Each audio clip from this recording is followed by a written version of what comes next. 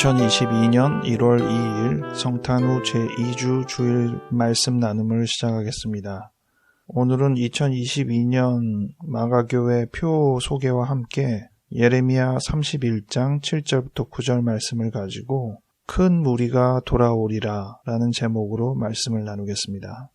2022년 마가교회 표어는 꾸준한 일상, 행동 강령은 주님과 그리고 모두와 함께하는 하루로 정했습니다. 2022년 기도문을 따라해 주시기 바랍니다. 우리에게 늘 신비로운 새로운 하루를 허락하시니 감사합니다. 일어나서 생활하고 잠들 때까지 늘 주님과 함께 있게 하소서. 우리가 만나는 모든 이들에게서 그리고 모든 것들에서 하나님의 온기를 느끼게 하소서. 예수 이름으로 아멘. 올해 표호 꾸준한 일상에 해당하는 성경 말씀 시편 92편 1절부터 4절 읽어드리겠습니다. 지존자여 시편금과 비파와 수금으로 여호와께 감사하며 주의 이름을 찬양하고 아침마다 주의 인자하심을 알리며 밤마다 주의 성실하심을 베풀미 좋으니이다. 여호와여 주께서 행하신 일로 나를 기쁘게 하셨으니 주의 손이 행하신 일로 말미암아 내가 높이 외치리이다. 아멘. 찬송가는 430장 정해보았는데요. 가사를 읽어드리겠습니다. 1절 주와 같이 길 가는 것 즐거운 일 아닌가. 우리 주님 걸어가신 발자취를 밟겠네. 후렴 한 걸음 한 걸음 주 예수와 함께 날마다 날마다 우리 걸어가리. 2절부터 4절 후렴을 제외한 부분 읽어드리겠습니다. 어린아이 같은 우리 미련하고 약하나 주의 손에 이끌리어 생명길로 가겠네. 꽃이 피는 들판이나 험한 골짜기라도 주가 인도하는 대로 주와 같이 가겠네. 옛 선지자 에녹같이 우리들도 천국에 들려 올라갈 때까지 주와 같이 걷겠네.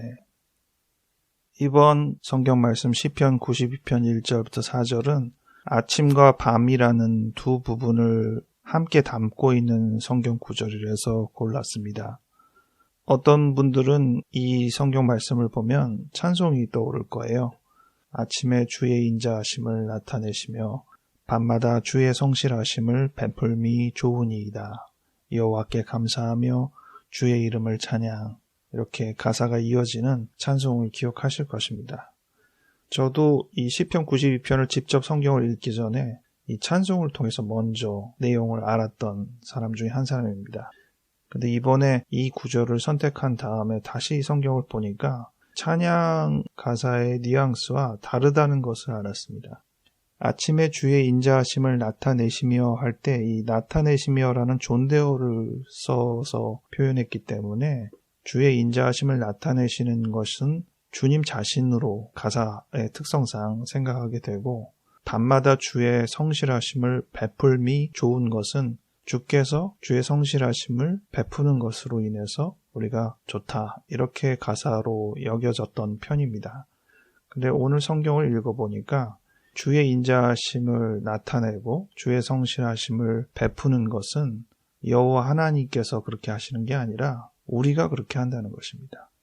우리가 주님의 인자하심을 나타낸다는 것은 알린다. 영어로는 proclaim, declare 혹은 show forth라는 단어로 표현되는 주님이 인자하시다는 것을 우리가 알린다는 것입니다.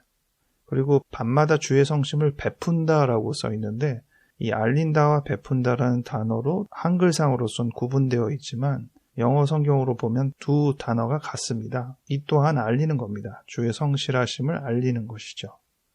그리고 아침에 주의 인자하심이라고 했기 때문에 인자함이라는 한글 어감이 있는데 영어 번역은 love, 사랑이나 loving kindness, 자애, 자비로 번역되는 단어입니다. 사랑으로도 번역된다는 것을 생각하면 우리가 늘 알고 있던 어감과 좀 다르고요. 또 밤마다 주의 성실하심이라고 했는데 이 성실하심은 영어 성경에서 주로 faithfulness로 번역됩니다. 사전에서 찾아보면 충실하다, 신실하다 이렇게 번역할 수도 있는 단어입니다. 이 시편 92편은 좋다는 부분이 나와 있습니다. It's good, 좋다. 어떤 것이 좋으냐? 하나님께 감사하는 게 좋다. 하나님을 찬양하는 게 좋다. 또 하나님을 알리는 게 좋다. 아침에는 그의 사랑을, 저녁에는 그의 충실함을 알리는 것이 좋다. 여러 악기를 동원해서 감사와 찬양과 알림을 이어갈 수 있다고 적혀 있습니다. 그리고 주님께서 하신 일로 인해서 내가 기쁘다, 높이 외친다, 크게 노래한다 이렇게 언급하고 있습니다. 올해 하루하루를 생활하면서 정말 모든 것이 나에게 좋다. 주님을 찬양하고 주님께 감사드리고 또 주님의 많은 면들을 사람들에게 알리는 것이 정말 좋다. 이렇게 하루하루 생활할 수 있는 일이기를 바라며 이 구절을 올해의 말씀으로 정했습니다. 이번 주 주일 성서 일과 중에는 예레미야 31장 7절부터 14절이 있는데요. 9절까지만 제가 읽어드리겠습니다. 여호와께서 이와 같이 말씀하시니라. 너희는 여러 민족의 앞에 서서 야곱을 위하여 기뻐 외치라. 너희는 전파하며 찬양하며 말하라. 여호와여 주의 백성 이스라엘의 남은 자를 구원하소서 하라. 보라, 나는 그들을 북쪽 땅에서 인도하며 땅끝에서부터 모으리라. 그들 중에는 맹인과 다리 저는 사람과 잉태한 여인과 해산하는 여인이 함께 있으며 큰 무리를 이루어 이곳으로 돌아오리라. 그들이 울며 돌아오리니 나의 인도함을 받고 간구할 때에 내가 그들을 넘어지지 아니하고 물 있는 계곡의 곧은 길로 가게 하리라. 나는 이스라엘의 아버지요 에브라임은 나의 장자니라. 아멘. 이 본문 말씀에서 8절에 나와 있는 대로 큰 무리가 돌아오리라 이렇게 제목으로 적어보았습니다. 오늘 말씀은 예레미야가 한 예언 중에 하나인데 예레미야서는 예레미야가 예루살렘에 활동하면서 남방 유다의 멸망을 예언한 성경으로 알고 있습니다.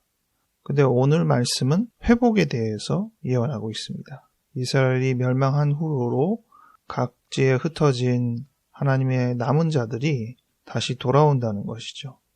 그런데 이 예레미야의 예언을 처음 듣는 사람들은 아직 유다의 멸망도 경험해 보지 못한 사람이거든요. 만약 우리가 지금 2022년을 시작하면서 당신은 올해 불행할 것입니다. 망할 것입니다. 하지만 회복할 것입니다. 이렇게 들으면 그게 덕담이라고 할 수 있을까요? 그렇다고 해서 그 말이 완전히 덕담이 아니지는 않죠.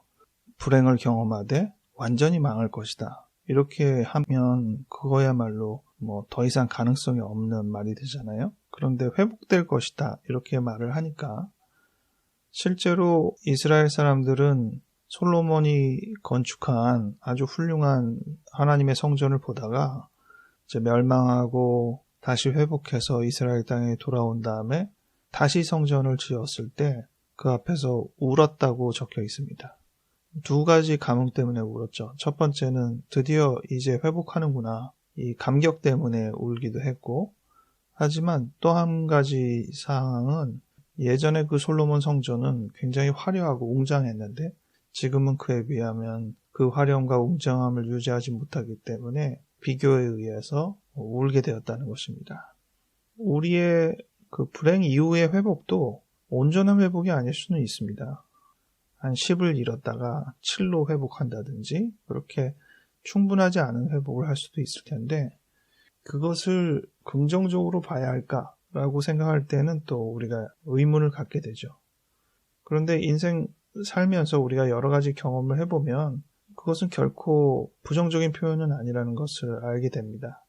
회복하는 부분이 조금 적다고 해도 회복할 수 있다는 것이 얼마나 큰 희망인가 이런 생각을 하게 됩니다.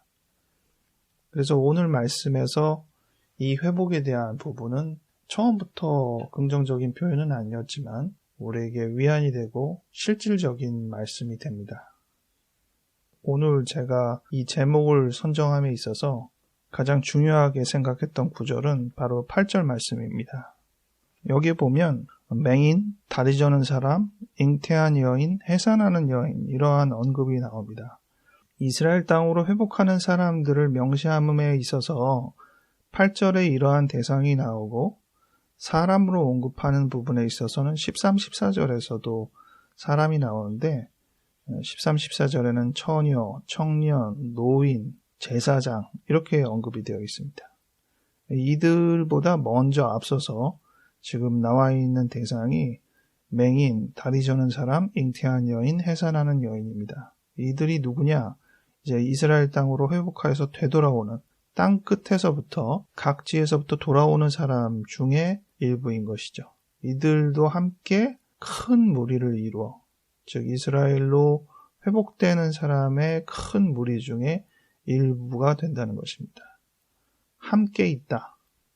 여기서 생각할 수 있는 함께 있는 이 대상들은 어떻게 보면 방해가 되는 사람입니다. 왜냐하면 지금은 이 먼 데에서 이스라엘 땅으로 이동해야 되는 것이거든요.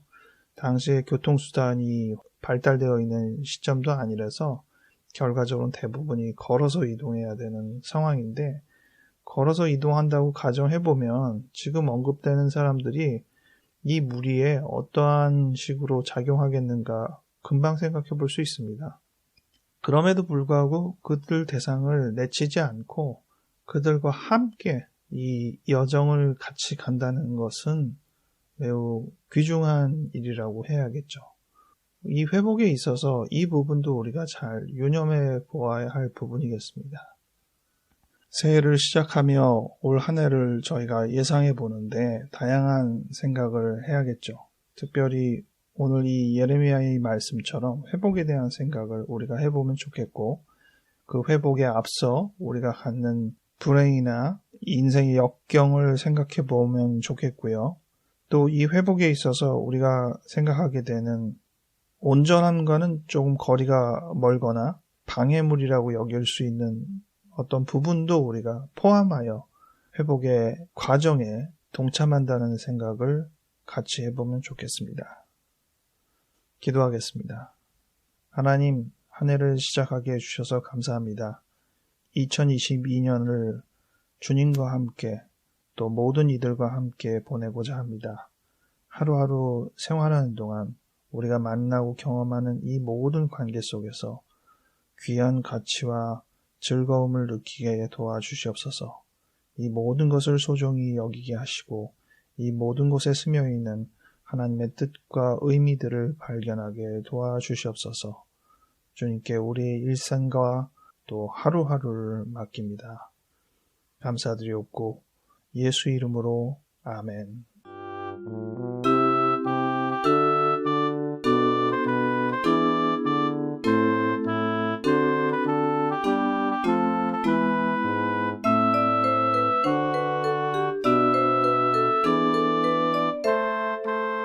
올해 2022년은 제가 아가교회의 활동에서 안식년으로 정했습니다. 작년에 제가 주로 한 활동이 이 말씀 나눈 녹음인데 그 외의 활동은 사실 거의 하지 못했습니다. 올해는 말씀 나눔 외의 활동을 안 하기로 결정했는데 결과적으로는 작년과 크게 다르지는 않다는 것이죠. 제가 교회라는 이름이 걸려있지는 않지만 하게 되는 활동이 이 마가교회 활동, 주일에 저희 가족들, 친척들이 같이 줌으로 예배드리는 주일 예배 활동, 그리고 페이스북 청원함 예배와 함께하는 사람들이라는 그룹 활동, 요 세 가지가 아마 대표적인 활동일 텐데 마가교회 활동은 지금처럼 말씀드리고 또 다른 활동 여전히 합니다. 모든 과정을 통해서 하나님께서 계획하시는 대로 또 이끄시는 대로 함께 하기를 바랍니다. 여러분들도 저와 함께 주변의 여러 상황과 함께 2022년을 복되고 슬기로운 한 해로 보내시기를 바랍니다. 다음 주에 다시 뵙겠습니다.